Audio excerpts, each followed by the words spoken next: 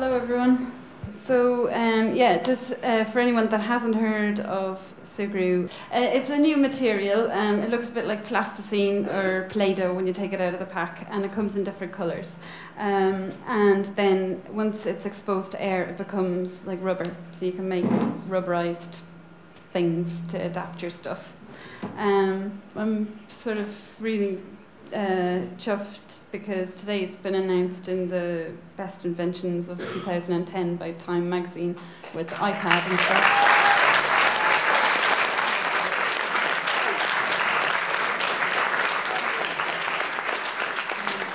So I'll explain like how I came up with it and how I brought it from an idea that I had when I was in college all the way through to being a product that people can buy now.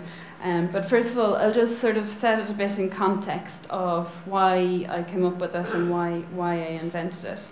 And the first bit of my talk is just that, to set it into context. So this is the house that I grew up in. It's a really sort of typical Irish farmhouse. So a lot of you might know how those have grown over time. So in terms of design, they weren't designed as they are now today. Like this house is 300 years old. So it started as 2 rooms, 1 room for people and 1 room for animals. And then over time and over the generations, it grew upwards, and then it grew out sideways, and then they kicked the animals outside, so it made a shed on the side. And then later, they thought, oh well, we need actually a kitchen, so it came out to the side. So that kind of makes for a very higgledy-piggledy sort of a building in the end. So you can see all these different extensions. There's probably 10 extensions on this house. And I mean, they're all built for function, so they're all built to serve the life around it, and not for what it looks like at all, as you can see. So for example, then, because it grows like that organically and it's not designed as such to start with, there's all sorts of traces left in the house where you can read the history. So for example, here, you can see that pipe in the middle of the room. Well, that was because there used to be a wall there, and so that used to be 2 rooms. And for example, like that, somebody needed the bathroom to be bigger, and, well, my dad. And he really, it didn't bother him at all that there was a window there, so he just kind of built it the way he wanted it, because he wanted the bathroom to be bigger. That wall blew down in a storm, and he just built it up, and you can see the traces of like the really old bit of the wall and that old little window, and then he's put in that old wheel in there. But basically I'm just showing these, oh yeah, that's my gran, and that's an old doorstep. So just to show, like, that's in our kitchen now, where the inside of it is really modern, and there's a modern floor, like really kind of, it's actually quite a futuristic kind of plastic. And then that doorstep is one that my dad found over in the field, where it used to be a famine village. There was village there until the famine, and then that doorstep was completely worn through. And you can imagine hundreds of years that had to wear that through to a shiny black stone. So the reason I'm showing you those things is because what I'm really interested in is change, and how things change over time, and that notion of change, and that we can't know, any time we can't know what's going to happen in the future.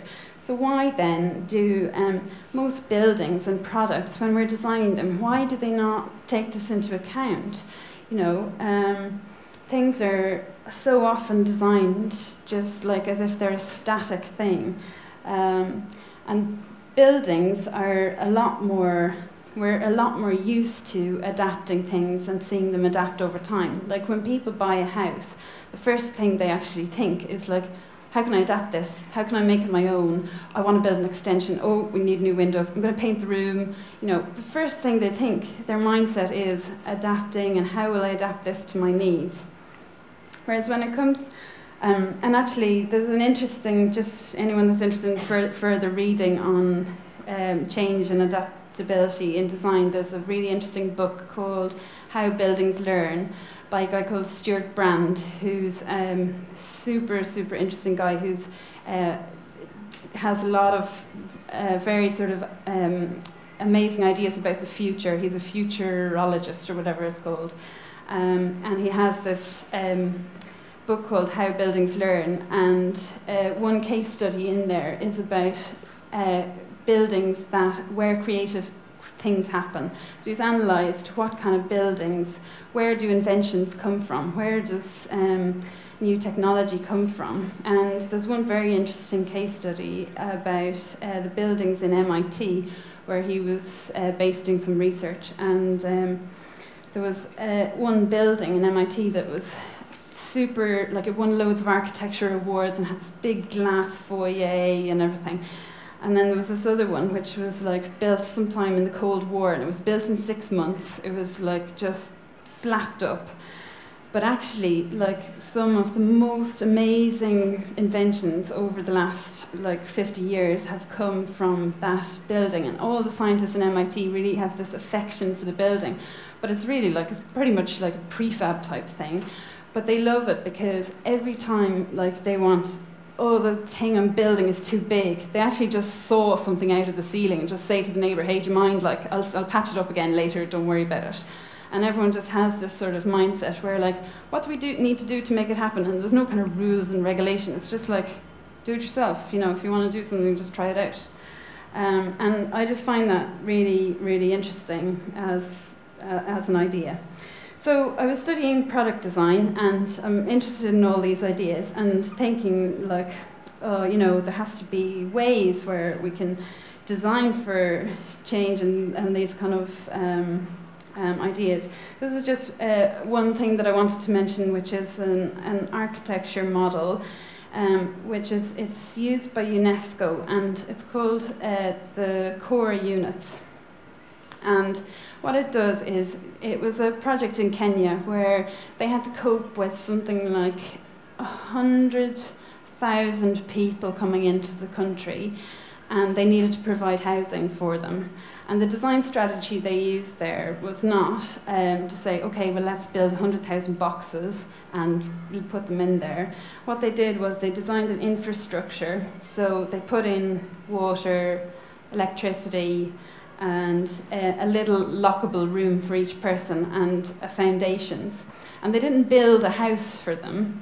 What they did was just provide this core unit, and then people then, over time, as they got their site with their electricity and whatever, and it could even be internet, whatever it is, infrastructure, then they would build their house around it as they were able to afford it, and with the materials they were able to find, whatever. So you can see that's a very, very interesting idea in terms of efficiency of resources. So it's not like you take a load of money, spend a load of money up front and build a big building, and then, oh, actually, it's not what we wanted. It's like sort of saying, okay, how can we do this and let it grow over time and respond to the needs of the people that are going to be in there. So anyway, that's an interesting strategy for me. So I was studying product design in the Royal College of Art in London back in 2003, and I'm not the best designer in the world, and I was quite struggling with designing things and finding my voice in that. So I ended up playing a lot with materials because I thought, okay, let's go a step back, and that was something I was quite comfortable with.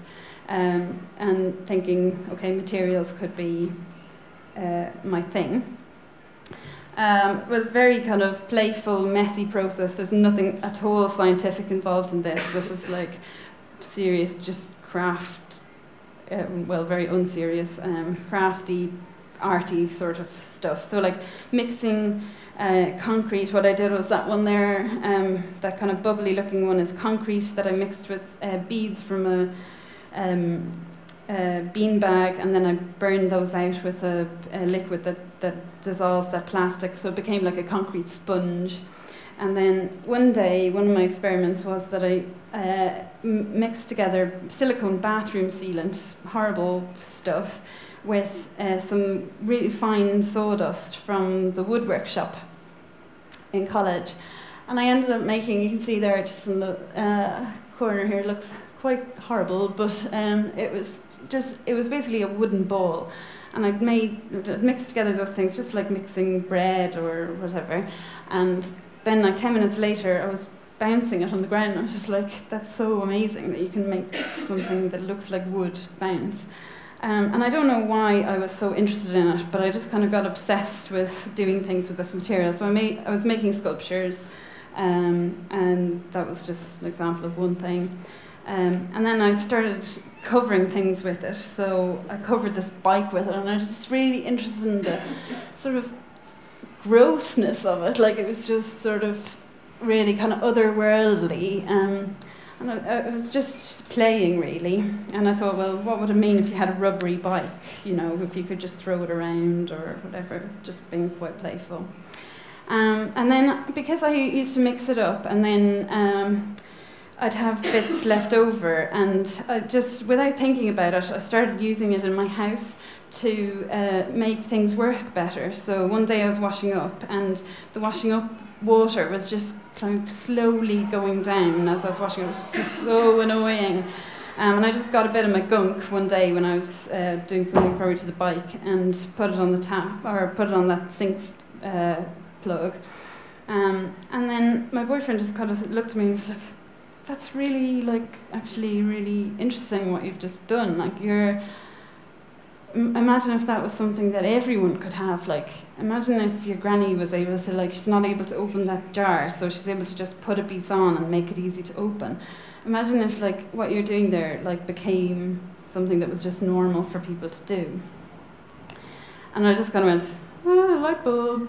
And I was like, that's really cool. Like, I didn't notice what I was doing, but yeah, that is really exciting.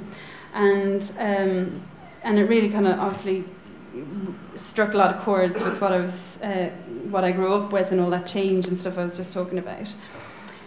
So I got kind of a bit obsessed with it and started drawing ways that I thought people would find this useful. So how could it be useful to people?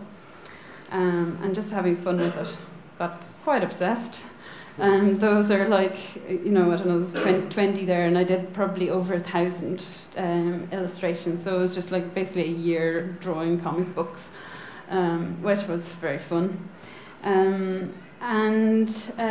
Yeah, so for my graduation project then, I made a comic book of all these ideas. And the material didn't exist yet, but I was able to take it from the really ugly sawdusty version to something that looked nice and colourful and stuff, that I was able to show people, like, what if this existed? And people at my show like came through. In your graduation show, you basically have a little display and you show your ideas. So people came through and they were basically like, this is really handy, can I have some? Like, you know, it was already something that they wanted. So, but that was back in 2004, and from there, like, obviously I had no idea how to develop it further than that. But what I did was, I went to, my college has an innovation centre, and I went to them and asked for help. And I said, look, I've got this thing, and people really like the idea, and they really seem to be, you know, very excited about it. So, you know, can you help me get it off the ground?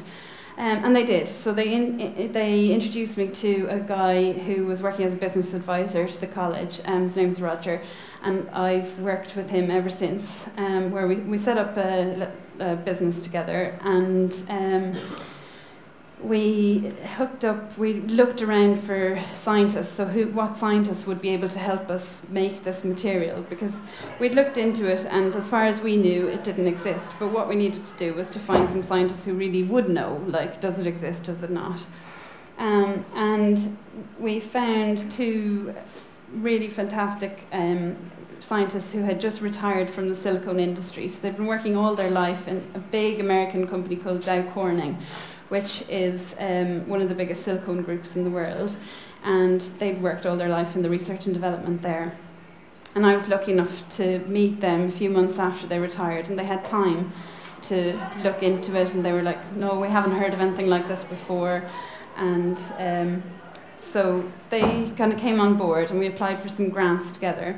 But basically we had very, very little money, so I then had to learn science.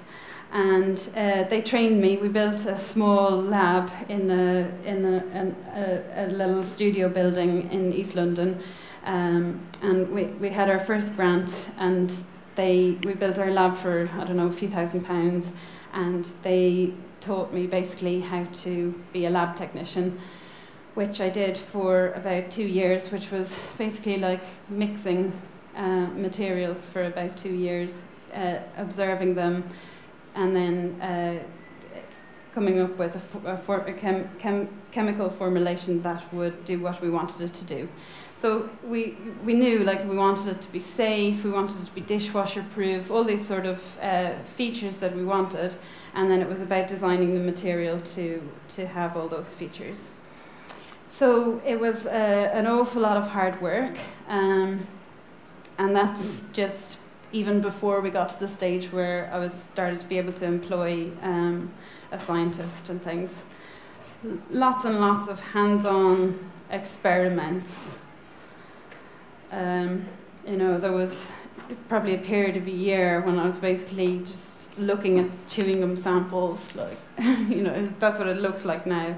Every day it was, you know, a hard slog to crack their first chemistry.